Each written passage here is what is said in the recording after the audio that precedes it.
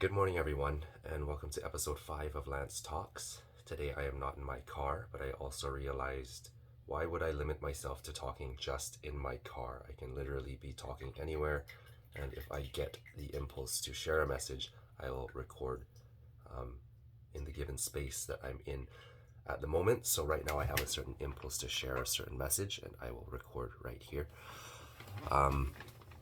Today I want to talk about the transference of emotions. Emotions can be transferred. An emotion that you're feeling and that you're carrying with you, whether it be a positive or negative emotion, might not even be your own emotion, but you could perceive it as your own and carry it.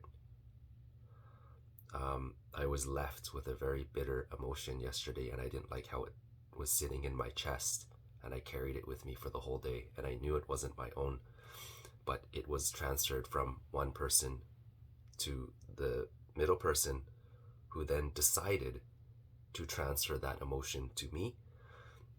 And I wasn't expecting that transference of emotion, but I took it on and I carried it on for most of the day until I came across an individual that permitted me to laugh with them, and that dispelled the emotion. It was a feeling of bitterness. It was very bitter, and it was fear induced, and there was anxiety mixed in there. And anxiety is not mine. Anxiety is not an emotion that I own, and anxiety is not an emotion that I deal with. So I know that that wasn't pertinent to me and my being. That was given from somebody. It was actually a message that was passed off to me indirectly. And I don't think the message was intended to get to me, but it got to me. And a lot of times we have to be very careful with what we say, because it may go back around to the person that we're aiming that message towards without even intending to do so. So when somebody passes a message on to you, or passes an emotion off to you, and it doesn't sit well with you, you actually have a choice, and you have to make a decision whether or not you want to pass that emotion off to somebody else. Because if you don't make the conscious decision, then what ends up happening a lot of the time is you pass it off unknowingly to that person by the previous person who influenced you to influence the next person.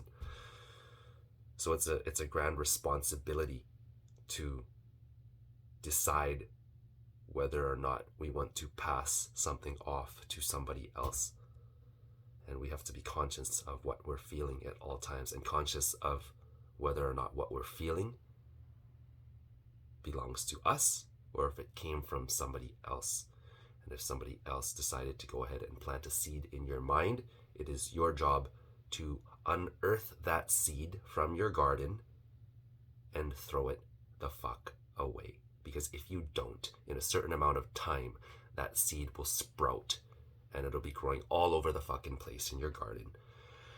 In about 2 to 3 months' time, it can wreak havoc on your mind. Your mind is like a garden, and if you don't tend to it every single day, de-weed it. I just got another message. De-weed it, water it, clear it up, clean it up, treat it with love and respect and kindness, then it will grow wild. So the message for today is that we hold a very grand responsibility on whether or not we decide to transfer negative emotions to others. And we also have to make the conscious choice to pass off positive emotions to others. But you're given the choice on deciding what you would like to do. Whatever you put out there will eventually come back around to you, though. That is a karmic law. So, pick your poison. Or antidote. Pick your antidote. You can decide. Have an amazing day, everyone.